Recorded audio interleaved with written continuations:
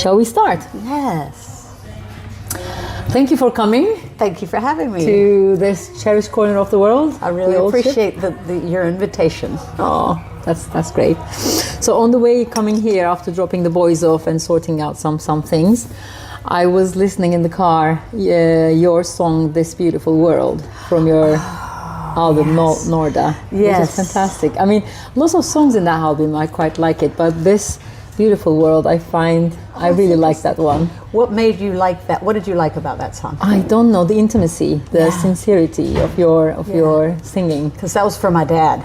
That was written for my dad. Oh, maybe I miss my dad as well. Yeah, well, I wrote it do you want me to tell you how I wrote that? Or? Yeah, please. Yeah, Unless you don't. Yeah. Well, my dad had Alzheimer's. He was dying of Alzheimer's. And so I just wanted to tell him that he could go without making my siblings angry. So I thought I'll write it in a song. Oh. So I'm basically saying, you know, you're good, you can go, you've done a great job at raising all of us and to appreciate life. And then I put this in the middle of the song, I put a little musical quote of Amazing Grace on the flute, because that was his all-time favorite. It almost makes me cry. All-time favorite song. So amazing. Maybe right in the middle. You feel the sentiment somehow. Yeah, it was very hard for me to sing that song because he was still alive at the time. So I was just on the verge of crying, probably. Oh, yeah. Okay. So, and also your velvety sound, the velvet sound of your singing is really, I quite like it. Thank you. So, my first question would be, like, how did you decide to lead a creative life as a musician, despite its challenges in today's life? Yeah. And what were the main challenges that you come across along the way? And what did drive, what made you drive? What made you, go ahead? Yeah, in spite of the challenge. Yes.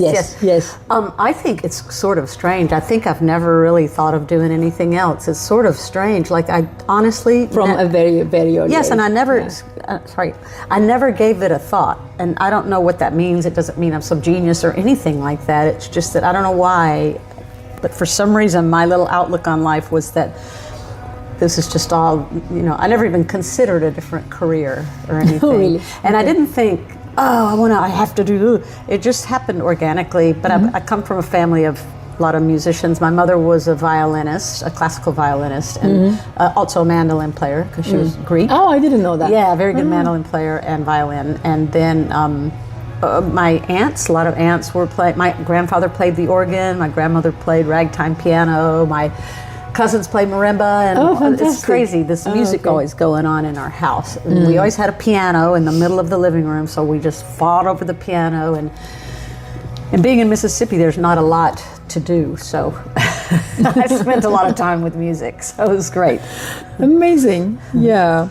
So, and your background is in the classical world. Yes. So, and then you made a transition. You joined the amazing band, the Moody Blues, and traveled all around the world. Yes. So, how did that transition happen?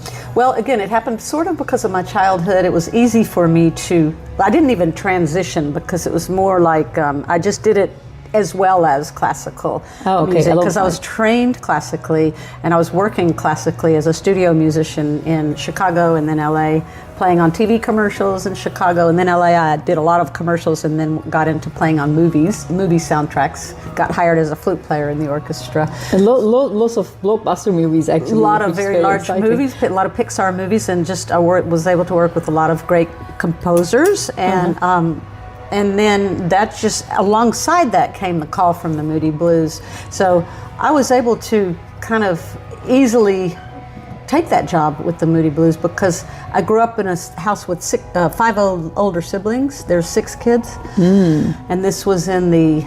Looks like a happy home.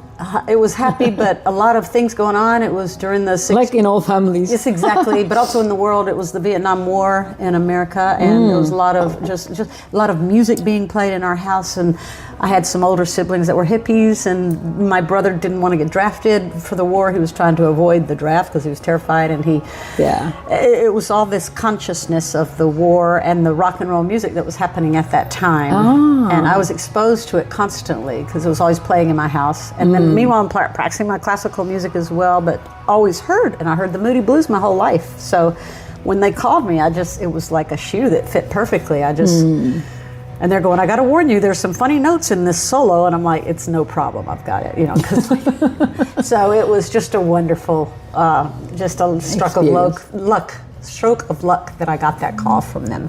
Amazing. But also, I read one of your interviews on your website that there were two main things as a childhood dream. Yes. Playing in a rock band someday, yes. and then playing alongside some famous movies. Yes, exactly. Yeah, and then you did the strangest both thing. of them. Yeah, and I never really thought, okay, how will I go about doing it? It didn't happen. I just stated that conscious effort and desire out to the universe, and then it just happened. Okay. But I was preparing for it all the time. Yeah, it seems so. I didn't want it to just happen without doing the work. So I did the work. So it all was lucky. So you grew up in Tennessee? I was born in Tennessee. Oh, you lived there for 3 years, and then we moved to Mississippi. Mississippi, and I was there for another 14 years. Yeah. So and now. You ended up living in London. Yes, crazy. So how did you find this transition as well? This was is another funny transition. one too. Lots of big things. Yeah. So how is it, affecting your music? Are you still tied too much to your roots? It's living in you, and you carry on as it is. Or is London life shaping your... It's an interesting question. Yeah. It's actually both. I think it's both, the combination of both. And also the combination of my classical training and plus my willingness to... Most classical flute players never give a thought to play in a rock and roll band. But my my dream was not just any rock and roll band. When I said those two statements when I was young... The best ones or I said, a very good it has one. to be a big band. Yeah. And it doesn't have to be my band, but it has to be very big. Because I didn't want to struggle with a band. I didn't want to be in the back of a van, all that rock and roll stuff. So I said they have to be really good, and then movies, Okay. So,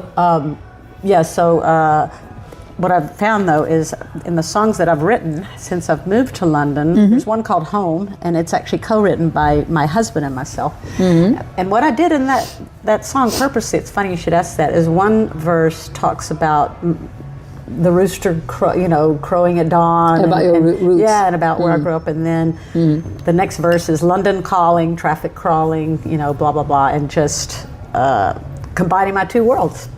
So loving it here, but still thinking of home. Both. It's both. It's both, yeah. Yeah, and I don't really feel life. like I have... I'm always happy to... I don't mind traveling the world or living in it. Some people go, how could you have left America? It's like... I feel like I'm just a citizen. I hate to say this, it sounds so cliche, but I feel like I'm not like, I am American and I am nothing else and I can't talk to you, and I don't ever have that mentality of we're better than you, or I don't see the world like that, and I don't see human beings. I wish human beings wouldn't see it like that either, because it's the separation thing that I think makes for trouble. So I didn't mind moving here. Everybody's like, how could you have left LA for London weather and all? It's just like, and my very best friend from 7 years old said to me once, do you remember when you used to say, Dee Dee, home is at the end of my nose? And I've always felt that way. Like, I'm at home, wherever I am. It's okay. Okay. So as a person, myself, who's exploring the stories within her lately at this stage of my life, after whole years of corporate life, so I tend to believe that we always communicate through stories. Yes. And you're telling your stories through your music. Yes. So are there any themes or ideas that you find yourself returning to in your work, like over and over, like a few not things, consciously, but maybe when you look back? I get it. A few things kind of bother me because I found out in my last set of songs I have to stop watching the news, because it's like several songs are about, okay, look what they're doing now. I'm not a real rebel. The world hurts me a lot as well. Yeah. And so one song starts with, did you hear the news today? That's the first line. The other song starts with some. What I found was 3 or 4 songs have the word news in the first sentence. And I'm like, wait a minute. I need to turn the news off. Yeah, so, what you consume but I can't help ends it up in your... also creativity. Though, I'm sensitive to what's going on around me. I'm like a raw nerve, so I can feel it even if I'm not watching the news. You know what I mean? So I do write about it. I write about, I wrote a lockdown song called Say It Anyway, where I just felt very trapped, and I just kept thinking, just say it, just tell us either we can stay home or go out, just say it, just what is it? I was just trying to sort out the fact that I was very isolated, sitting with my music, but then I look out the window, I saw these two trees, and I said, look at the trees, they sway, and just like, I seem to be influenced by where I am at the moment a lot, and I pick it up. I feel like that, which makes me I'm sensitive, and I think it's kind of tough. Yeah, you're sensitive to the world matters. Yes, all the time. Like a needle. I have a needle that and so, yeah, that's probably why I shouldn't watch the news. Yeah, yeah. No, but it's okay. It's all right. The world is okay. But you were saying, when you were mentioning about your growing up, your childhood, there was this Vietnam War. Yes, I mean, the world was always like that. There's always been wars. I know. That's the thing. I'm just only old enough now to realize, gee, this is so bad. But then I thought, wait a minute, my dad fought in World War II. He was in Okinawa and got his top teeth blown out. So, Okinawa? Yeah. He was Japan. In yeah, in World War II.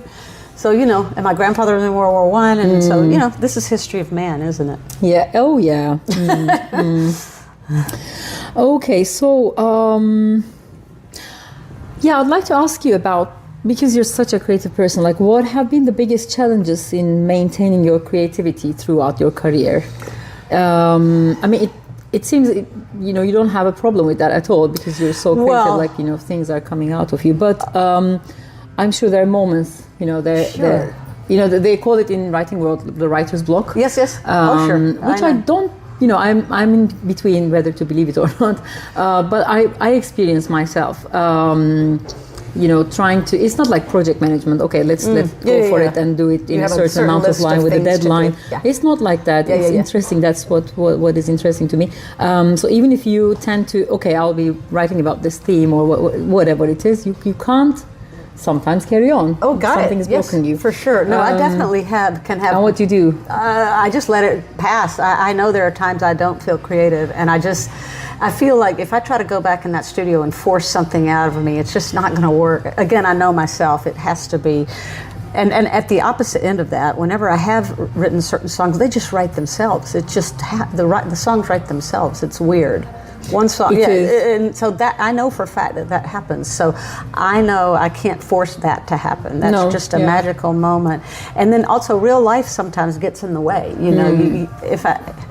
If I had the time to just sit in my studio all day, I'd probably be more creative, but I also got to live life. I've got a family and I've got, dogs and students. And so that's been the biggest challenge, is to not let real life kind of tire you out to the point where you can't then honor your creative nature, And maybe not push. Not push.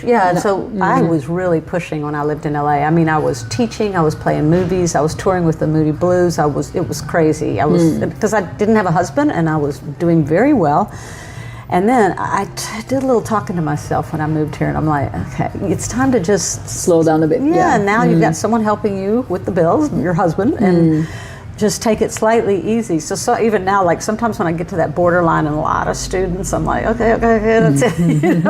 But in LA, I would just take them, and I had a waiting list, and so now I think I have a pretty good balance. I mean, this wasn't part of the questions, but I remember you talking about you've been giving lessons to many famous people. Oh, yes. Children. And sadly, that is what just burned. That neighborhood, the Palisades, is where all my students were, because that's where the richest and the most famous people live in LA. I mean, in one of the pockets of LA. Yeah. So I used to go to them. By the way, they didn't come. They're way too. I was young, so I'd drive. But I had them all in the Palisades, and I'd just go from driveway to driveway, and I knew them very well. I knew the codes to their gates. I got to be friends with them and the kids, and sometimes I was teaching the famous parents. And oh my goodness, you have lots of stories.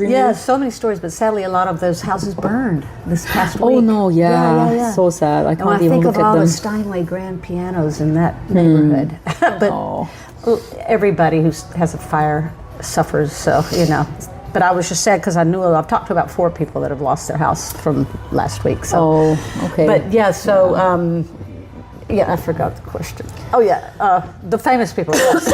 Yeah, it was one of my questions. I probably just came out like I was just curious about your experience. It was amazing, and they all know each other, and they trust word of mouth with people that are coming into their home and teaching their children. Yeah. So I was a word of mouth person. So I'd never had to advertise because it was like they just wanted me and they would just get the suggestion from their friends. Yeah. So that's how it worked out. I was very lucky to get just such a clientele. It was crazy. And how was the experience with the movies? You played along with the cars? I played in cars. I played, in the Jurassic Park 2 and 3, Meet the Fockers, Meet the Parents. Meet the Parents, Ratatouille, Princess and the Frog, Monsters, Inc., Toy Story 2 and 3, the Matrixes, the Jurassic Park. Oh my goodness. Yeah, just some, it was all, it's crazy. And that's fun. And you just go in and you're basically just sight reading all day long from 10 to 5. And it's pages and pages of music. And we looked through it once kind of for notes to make sure the orchestrator didn't write the wrong notes. And then there's this red light that goes on and we're recording. Yeah, but it wasn't like a filling a task for you. It was like realizing a dream for yourself. I would have done it for free. Because see, these musicians, we're all in a union. We have to be. But when I first started with the movies, I didn't know this, but right at 5 o'clock, I noticed the musicians just stood up because the day was over. Because they're not going to work 1 minute overtime. And I was sitting there thinking, I would do this for free. I don't want to leave this room. I mean, we're on the Sony soundstage and Warner Brothers and at the Disney soundstage and at Fox. Yeah. Fantastic. But I had to pretend, yes, it's 5 o'clock, we've got to go unless they pay us overtime. Oh, how nice to have had these experiences. Same with the Moody's. I'd be on stage going, how did I get here? The Moody Blues, yeah. And every night at the end of the show, I'd look up and say, thank you, Mom, thank you, Dad. Just because I couldn't believe my luck. Oh, yeah, I'm going to be seeing Mom and Dad over the weekend. Oh, are you? How are they? They're all okay. Yeah? They're doing good. She's amazing. Well, good. Tell her I said hello. She's carrying on. I will, I will. Good. So, yes, as someone with a long and varied career, what advice would you give to the aspiring musicians to stay as musicians and carry on as musicians in this harsh world? Well, I would say you always have to have a little bit of an alternative way of making money. Just, just because... I would say this, if you want to do music as a career, just don't ever give up. Just don't ever give up, because eventually something will happen. If you keep at it, if you're still there, hopefully something will happen. But there's a million talented people out there, so it's all about who's going to have the staying power. Stay there and keep going. See, again, that's all I've ever thought of doing. I never considered, if I don't do this, I'll be a lawyer or I'll go work, it's like... It was an option. That's not you at all, yeah. I know. So the advice I would give, you better love it. You better be ready to work hours a day at honing your craft. So that no one can argue. They go, yep, you're really good. You could play in this movie, yes. Good, very good. And, this is a last minute question from me as well, but I don't know, it always comes up. Because, like you were saying, the news were always coming up in my creativity. So, because I've worked so long, I guess, with these things as a previous. What do you mean in your career? Tech evangelist, and an entrepreneur. So, how do you see technology affecting your music, or are you on the Oh, really? Are you on the pessimistic dark side, or are you? I'm pretty pessimistically dark. Really? No, not really. But I will say this, it's a little different now. I mean, there's not a lot of incentive to play as well as I play on an instrument anymore, because machines can kind of do it, never the same though. I can always tell when it's not a real flute player in a soundtrack, and they're trying to save money by using a sample, but it's never the same. But people in the regular world don't know the difference, so they're going to use that machine. Only a flute player would know the difference, you see? So that's what technology does. It's kind of like AI. If you're looking at a face, you can kind of tell it's not Brad Pitt, and it's good enough for people that don't really notice. But so, they've sampled like the Vienna strings, the Vienna Philharmonic. The strings have sampled one note getting louder, one note getting softer, one note of vibrato, no vibrato. All that's now been sampled on a computer, and then they've sold it. They sold their sound as a one-off price to be in these sample libraries that composers then can use forever. So a lot of us musicians were kind of sad that they did that these Vienna string players did that, because there's a program called Vienna String, so you actually have true sampling of their playing. But you could just use the catalog. I mean, I'm so in between. Isn't it amazing in the It's meantime? amazing. No, you're exactly right. And I think we just have to jump on board and say this is how it is now. Yeah. Well, I feel like it's not the technology to blame, but framing the borders, or What do you mean some by other that? people who needs to be dealing with, I don't know, laws and regulations are falling behind, I feel, rather than Well, because I think it's a totally new territory. That's the problem. People are falling don't know what to behind, do. trying to catching up. Exactly. And then the people who needs to be active on these things are falling behind because it's dazzlingly fast. And people are, look, writers are striking because they don't want AI But it's coming in inevitable. and writing for them, so they strike. Or actors don't want their face image used forever. The people who needs to spend time about, how we can get the most out of these things, but while stay sane and ethical, and I don't know. But see, ethical, isn't that the word of the day, though? I mean, the problem is, listen, the internet would be great if it weren't for the dark web, if it weren't for bad things that go. But the problem is, human beings sometimes aren't always ethical. It's the human beings, I guess. It's the human being. I don't think we're evolved enough as a species to handle so much potential, the technological potential. I think. Oh, that is so true. Yeah, and I think that people, listen, there's bad people everywhere, but back at 200 years ago, they just were on a horse with a gun and robbing banks. But so there's still going to be negative characters around. So to put so much power in the hands of negative characters is the danger. And I mean, look who's just about to be the president. I mean, it's all. Oh, let's not go into these. Yeah. But it's new terrain these days. So it's not surprising that they can't keep up with everything right now. I think we've got some growing pains to go through with technology as a race to handle it well. Think of all the great medical things that could happen, or anything with robotics that would be great. You know? I mean, so many. So much potential, but I think we're trying to put out some fires where it doesn't. But are there any areas that you are using it yourself as well? Technology, yes. Logic Pro X, that's my digital audio workstation that I use is Logic. But I have a lot to learn on it. I've taken the class on it twice, but it's there's a huge learning curve with this thing, and it has such potential, this recording program. I'm barely scratching the surface. But the only thing I want it for is to, I hear so many ideas and they're all in this phone. I'll sing them or I'll sit at the piano just so I don't forget them. But I just want to get more comfortable with going into my studio and just recording my ideas and then working off what I've recorded on that work program to turn it into a real song without having to go pay a guy to do it in a studio. I want to get to that level of knowledge in my Logic Pro X, and that's my challenge for this year. Oh, that's good. That's a nice goal setting. It is. And then I'll be a little free, and then I will want to spend more and more time in my studio, just writing and creating, and but so amazing.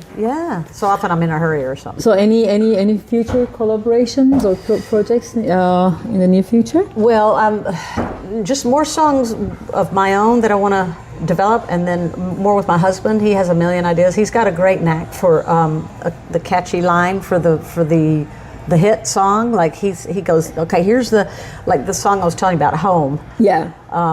He just came up with this line, take me home, and he said, now what can we do with that? And then I just baked this huge cake about it. And I like that. He's real catchy with the lyrics and the, what's the word? It's a hook. He's real good with hooks. He played in one of your concerts as well in Half Moon. He played the guitar, and he had written that song. That was actually all his song. You're pulling him into your areas. No, he pulls himself into it. But actually, to be honest, he's quite good. I keep wanting to go, no, you're not the musician. But actually, he comes up with good ideas. So I'm like, okay, we'll use that. Okay. But he knows everything about all music recorded. He's a music anorak with all pop music from the 60s to today.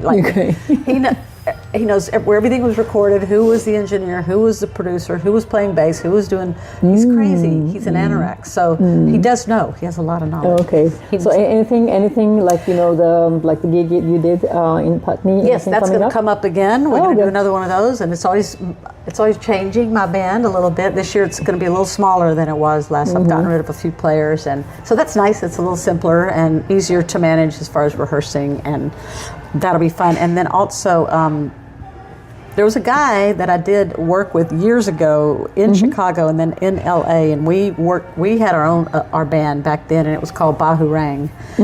Anyway, to make a long story short, we're now revisiting this CD that we made in the 90s. We're going to re-release this CD because it's really good. Oh, that's exciting. Yes, it is. And so he's sending the tracks here, and we're going to remaster it, and then we're going to release it, because a lot of people since I've been with the Moody's or was with the Moody's asked me about, they heard some of those Bahurang songs and they're like, what is this? What is this band? So we're going to release those. So that's cool. That'll be happening probably in the first half of this year. No, that's exciting. Yes, that'll be very good. Yeah, that was a fun group to be in. We were very, very good. We had quite a following in LA. It's just a hard business. It's a hard business. It is. It seems so. Yeah. Wonderful. It is. So thank you so much for coming. Was I good? Was I too verbal? No. This is an interview. You need to be verbal. You're right. That's true. And did you feel satisfied with my answers? I am really happy. Good. Very good. So thank you for coming, and I hope You're you like the setting as well. I like this old ship a lot. See, I forgot that this is where my birthday was, and I love this upstairs room. I so many people tell me like, oh, I had this event there a few years ago, or it's not like out in there, I know, it's fun, it's great. Not gathering too much attention, but somehow people know. I know, it's lovely. Do you guys meet here once a week? Yeah, once a week. You do? Yeah, once a week in that table. That's great. And you have your class still, writing class? Or no, that's how we decided to carry on, because it finished. There were no any other courses. I got it. Let's carry on. So you stayed together as a group? Yeah. That's wonderful. How many up there are you? We're 11. 11? Yeah. And do all 11 come every week? Not all the time. No. I mean, because life is I get it. It's not easy to come every week. But the good thing is, because I think we let the flexibility. Like we set the framework nicely, and then not push. We were talking about pushing things. Yes. Not push for anything. Yes. This was hard for me to learn. I'm the same. Because anyway, but when we didn't push, with so many rigid rules and regulations and stuff. Yes. But then maintain the frame. Yes, that's right. Proper. That's right. We just keep going for 5 years. That's good. That's the key. Not too much pressure. Yeah, and just like-minded people getting together. Yeah, and nobody's. The other day, I was talking to another friend of mine from Ankara, and he was asking me, so who is the leader in your group? I said to him, like, there's no leader or so. Like, we just happen to be. Why does there have to be a leader? That's what I mean. Yeah, that's a man for you. There's no leader at all. There always has to be a leader. Well, that's great. And so, how many years ago did you start this writing? 5 years ago. Yeah. Now the interview is changing. Sides. No. Well, I've always had questions for you though, because we never get to talk. Yes. Because we're always in a hurry. Yes, you're right. Yeah, that's right. No, it's been 5 years. It's an interesting, that's lovely. Like a little social experiment. I mean, I feel like. It's just. I think the connection that we are building slowly. Yes, that's right. I mean, there were initially like in every group. Like even if you gather 3 people, there happens to be power struggles. People test each other. You feel that, and that's natural. Of course. When you allow it to happen and then pass away naturally, and then you settle down. You do everything to each other, and then you get to know each other more and more, and then somehow if you keep going, you build this trust. That's what I mean about the music. Just keep going. It's just keep going. It's like so often people, the minute something becomes uncomfortable, I'm going to quit music. It's too hard. It's like that's not an option, and that's how I feel. You know what I mean? Like, oh, I like that. That's how you make it. It's like it's the people that just like, what else would I do? I mean, Kelvin's like, Norda, you would survive in my job for like 5 minutes. I'd be like, get him out of here. So it's about It's about sticking with it I think so. and it becoming a part of you. It's a nice way to finish this interview, Yes, I guess. yes, Wonderful. yes. Yeah, I good, quite like good. that. Yeah, so stick with it, you say. Yes, stick with it. That's my big advice. Wonderful. Don't quit. And don't listen to anybody. That's the other thing. Don't listen to anybody telling you how you should create. Anybody. I think that's really important. I should have said that when you were asking, because any advice I would give, that's what I would say. Don't listen to anybody. Do your own thing. What happens is people start to shape you, and then your own creativity gets frustrated and trapped, and then it ends up where you just go, I can't do this, it's too hard, because all these little judgments are coming in. And Judgments. Tell me about the Well, that's judgments. that I'm still thing. dealing I with know. those in myself and against Well, that's the other thing that people. you're Yeah. saying in a group like that. Whenever there's power struggles, it's all about people are scared of other people. If everybody would just put down their weapons and people can pick up when you're not challenging them about something, when you're just there. Yeah. That is, you're always going to get a better environment and better creative things will come out of that when there's no animosity for any reason. Why would people want to have animosity towards each other in any situation? Why? Yeah, I think it's the life struggles, basically. It is. Yeah. I mean, I see that in the swimming pool where the lanes and somebody overtakes you and then this person gets angry that they overtook. What is that about? It's one swimming pool. There's 8.5 billion people It's on the about planet. being human, yeah. Yeah, but see, if we could learn Yeah. to let go, it would be a paradise. This place could be paradise.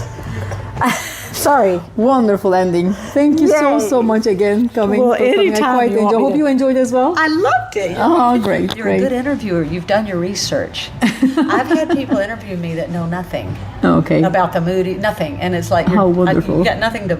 It's just, things being, becoming commodity.